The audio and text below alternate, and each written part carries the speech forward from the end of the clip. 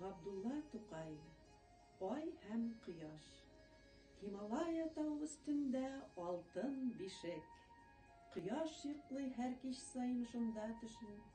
Җил төн буе йоклыганын саклап тора, тирбәтә һәм өстен башын каплап тора.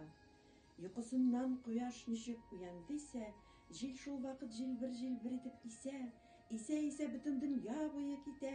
Торыгыз ди, уянырга вакыт җитә. Торып чыккач шул бишектән кояш агай, анда кереп йоклый инде энесе ай.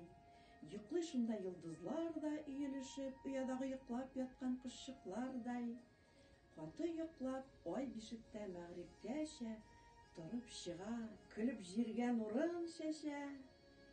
Кояш һәм ай, ике туган агай-эне, менә шулай дуслык берлән нәүбәтләшә.